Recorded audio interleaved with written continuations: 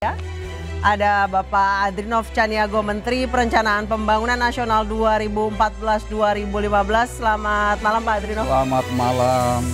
Di sebelahnya ada Andi Azwan, Waketum Jokowi Mania. Selamat malam Bang Andi. Assalamualaikum, selamat malam. Waalaikumsalam warahmatullahi wabarakatuh. Sebelah kiri saya ada Obedillah Badrun, sosiolog politik. Selamat malam. Selamat malam, Vanessa. Sebelahnya ada Edi Mulyadi, pegiat sosial media. Selamat malam Pak Edi. Dan korban IKN. Selamat malam juga. 7,5 bulan, 7,5 bulan, exactly 7,5 bulan. Saya ke Pak Adrinov terlebih dahulu. Pak Adrinov, ini Anda yang termasuk terlibat di proses awal perencanaan IKN. Ya. Sekarang seperti ini. Seperti apa sekarang? Ada prostitusinya. Anda melihat ini sesuai dengan blueprint atau agak melenceng? Nanti dulu soal kesimpulan melenceng atau menimbulkan korban itu kesimpulan nanti ya. Begini, ini ada sosiolog ya, mudah-mudahan pernah melakukan penelitian tentang daerah-daerah lokalisasi ya. Dimanapun kita membangun ya, yang bentuknya pembangunan fisik ya, apakah itu bangun pelabuhan, pergudangan dan segala macam, masalah ini pasti ada ya. Coba pelajari sejarah munculnya daerah-daerah lokalisasi. Jadi kalau kesimpulannya karena di situ muncul beberapa berita lalu, wah ini IKN-nya salah bangun. Ya, itu saya rasa logika yang kacau. Ya, bahwa ada masalah itu kita nggak bisa tutupi. Pekerjaan seorang atau pemerintah adalah bagaimana mengatasi masalah itu. Ya, bukan berarti kan ada masalah, wah ini proyek salah.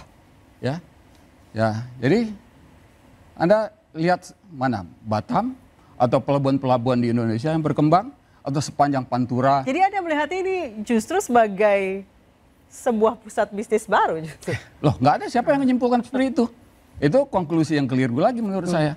Saya ingin menjelaskan bahwa masalah seperti ini, apalagi di Indonesia, dimanapun orang membangun proyek besar yang membutuhkan pekerja-pekerja kontraktor, pekerja proyek, pasti fenomena ini ada.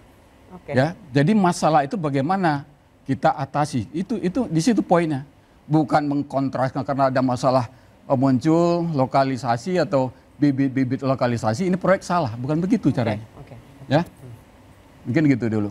Baik, saya ke Pak Ubed. Pak Ubed dari sudut pandang sosiologi seperti apa? Jadi memang setiap pembangunan ada konsekuensi sosial. Jadi ini salah proyeknya atau? Karena setiap pembangunan fisik itu ada konsekuensi pada ranah sosial, itulah pentingnya pembangunan fisik itu dibarengi dengan apa yang disebut dengan social planning theory. Jadi bagaimana kemudian ketika mau membangun IKN itu juga ada perencanaan sosial di wilayah sekitar IKN itu. Kalau kemudian secara empirik kemudian muncul prostitusi, berarti memang ada problem untuk mengantisipasi adanya prostitusi itu. Jadi perencanaan sosialnya, dugaan saya tidak sedalam yang saya bayangkan mengantisipasi kemungkinan dampak sosial dan fenomena itu. Misalnya kasus di wilayah Skupa itu kan, yang kemudian Sepaku. Iya, 3 km dari ibu kota. Sepaku sekitar 3 km dari ibu kota, dan itu masih wilayah ibu kota sebetulnya. Secara identitas sebagai ibu kota ya. Karena itu saya kira kita perlu memberi ruang kritis di situ, meskipun itu konsekuensi logis dari sebuah pembangunan, tetapi pembangunan itu mesti juga melakukan minimalisasi terhadap fenomena penyimpangan-penyimpangan semacam itu misalnya. Itu yang disebut dengan pentingnya perencanaan sosial. Nah, misalnya kita temukan bahwa sekitar 3 km dari wilayah itu ada prostitusi dan pemerintah respon ya, melalui Pak Basuki itu mengusir atau menghilangkan 8 warung di situ. Tetapi prostitusi ini kan satu praktek kuno yang begitu panjang mengikuti seluruh proses pembangunan. Caranya tidak menggunakan pendekatan semacam itu seharusnya. Bukan menggunakan cara-cara ya mungkin represif ya, misalnya bongkar warung, usir dan sebagainya. Pendekatan efektif untuk membangun masyarakat di sekitar pembangunan besar atau yang megah itu adalah melalui pendekatan lebih kultural, lebih sosiologis, lebih antropologis. Itulah pentingnya pelibatan apa yang disebut dengan halal etnis ya, adat, tokoh, itu saya kira. Tapi kebetulan mereka yang itu pendatang kan? Iya, pendatang. Iya, justru karena pendatang itu berarti ada perencanaan sosial yang tidak mampu mengantisipasi kemungkinan itu terjadi. Misalnya, mengapa pendatang semacam itu datang? Karena kan konsekuensi logis membangun kemegahan yang begitu luar biasa, mimpi yang menurut saya sangat utopis itu, misalnya membutuhkan mobilisasi pekerja yang jumlahnya hampir mungkin 30.000, 50.000 pekerja. Sementara mereka tidak semuanya berkeluarga, ada yang jauh dari keluarga, sementara kebutuhan semacam itu ada kebutuhan. Well, itu demand dan supply kan sebenarnya teorinya. Nah karena itu perlu dipikirkan. Apa yang harus dilakukan? Misalnya pemerintah nggak menyediakan tempat yang layak untuk para pekerja misalnya, dan kemudian istrinya bisa dibawa ke sana dengan gaji yang cukup untuk membiayai istrinya dan seterusnya. Karena itu tidak ada kejelasan keyakinan buat mereka. Saya bisa bawa istri, saya bisa membiayai istri, anak-anaknya. Nggak ada. Akhirnya kemudian mereka membujang di sana. Ketika membujang, itu problem itu pasti muncul. Mas Ubed, dengan dana 48,8 triliun alokasi 2025-2029 memungkinkan nggak membuat perencanaan sosial yang sangat matang selain bangun gedung-gedung megah itu? Saya cek sih nggak ada peruntukan untuk itu dari 48 triliun yang terakhir ya. Kalau di awal kan ya kalau total ya mungkin investasi swasta juga nggak begitu bagus ya di IKN itu. Meskipun angkanya bisa mencapai 50 triliun lebih sekarang. Tetapi kan meskipun itu juga bagian dari praktek kebohongan yang masa lalu, yang rencananya itu dibangun mayoritas dari pihak swasta begitu, akhirnya cawe-cawe ke APBN juga kan. Tapi itu keputusan politik. Jadi menurut saya kita perlu cek tuh, apakah 48 triliun itu juga ada perencanaan sosial mengantisipasi berbagai kemungkinan sosial yang terjadi. Apalagi nanti ASN datang, ya kan, yang saya nggak tahu apakah ASN juga mendapatkan insentif yang lebih atau sesuai dengan apa yang dijanjikan tuh yang melalui peraturan pemerintah tahun 2023. Termasuk misalnya peraturan pemerintah yang menjamin hak guna usaha yang 190 tahun itu kan juga secara kritis kita perlu lihat nggak mampu menarik investor secara dahsyat untuk bisa investasi di situ. Jadi dampaknya seperti itu, ya banyak lah saya kira. Pak Andri, ada nggak sih perencanaan sosial ini di awal? Penting, saya harus mengatakan apa yang saya tahu langsung ya.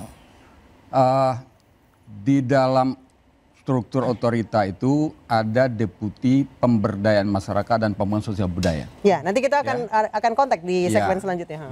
Jadi kalau dibilang nggak ada, mungkin kita harus cek dulu struktur organisasinya seperti apa, tupoksi seperti apa ya.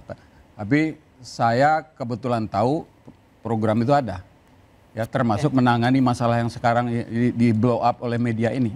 Jadi pemberdayaan ekonomi masyarakat, soal hubungan antar budaya, pemberdayaan masyarakat lokal, ya. Dan tinggal bagaimana kalau kita memberikan masukan feedback supaya itu lebih efektif, lebih tepat jalan, itu yang penting. Jadi jangan bilang nggak ada, ya. Dan anggarannya itu kalau pembangunan sosial ini memang kadang-kadang dimarginalkan, tapi saya rasa dengan anggaran nggak begitu besar program ini bisa ya, diimplementasikan. Gitu. Jadi saya mau jawab, program itu ada. Nggak mungkin ada nomenklatur program nggak ada, itu nggak mungkin. Nah sekarang muncul masalah yang ramai di media, ya kita memang harus lihat sejauh mana atau cara apa yang dilakukan oleh otorita dan juga pihak-pihak terkait ya untuk menangani masalah ini. Ya. Jadi saya mau klarifikasi, mau jawab yang dari Bung Ubay itu. Tadi saya tidak mengatakan tidak ada, tapi seberapa dalam implementasi program perencanaan sosial itu mengantisipasi berbagai kemungkinan. Jadi kita nggak punya expose atau pemerintah nggak ada transparansi soal perencanaan sosial itu. Jadi kedalamannya, kemudian evaluasinya kan dalam teori perencanaan sosial itu ada evaluasi. Apa hasil evaluasi dari tim perencanaan sosial untuk dikonsumsi oleh publik? Apa yang selama ini dilakukan? Mungkin berapa miliar uang yang digunakan? Jadi mungkin itu perlu juga diekspos. Ini mungkin begini Bung Ubay, karena posisi Bung Ubay kan sebagai akademisi ya dan peneliti tentu juga. Tentu sebelum kita memberikan penilaian kita harus cari informasi. ya. Ada nggak betul program itu, perencanaan itu, bahkan kalau perlu sampai yang update apa yang dilakukan gitu ya. Nah setelah itu tentu baru kita ketemukan, oh ini ada yang nggak tepat atau kurang optimal, kan seperti itu ya. Jadi menurut saya memang kita perlu dapatkan informasi yang cukup. Tapi gini juga, saya kan pernah di pemerintahan ya, urusan pemerintah kan ribuan. Ya. Yang dianggap penting tuh diekspos banyak sekali. Porsi yang masuk ke media sosial segala macam itu ada ininya, mana yang menarik, mana yang nggak menarik. Saya yakin informasi ini pernah disampaikan ya soal program-program sosial ini. Karena di awal saya juga cukup intens soal pemberdayaan masyarakat lokal itu paling awal dilakukan. Berapa kali, berapa batch dilakukan pemberdayaan ekonomi untuk angkatan kerja termasuk yang perempuan itu dilakukan ya untuk mempersiapkan mereka untuk bekerja di IKN itu termasuk dalam proses konstruksi gitu ya. Nah untuk hal ini sendiri yang saya tahu ya memang sudah diantisipasi, tetapi antara kapasitas mengantisipasi dengan kecepatan pergerakan pelaku pasar ini masuk Lebih cepat pasar. ya lebih cepat ini karena kan gini di sini ini jasa walaupun ilegal ya, di mana mekanisme pasar juga jalan. Kalau harganya di sana lebih tinggi, permintaan lebih tinggi, yang mungkin dari Jawa Timur atau dari mana akan kejar ke sana. Berarti statement Pak Edi yang sempat bilang IKN itu jin buang anak terpatahkan ya, buktinya sekarang. Enggak juga. Oke, nanti di segmen berikutnya kita akan membahas dengan otorita IKN seberapa dalamkah pemberdayaan sosial di IKN agar masalah-masalah moralitas seperti ini tidak terjadi di sana. Interupsi akan kembali, saya jeda.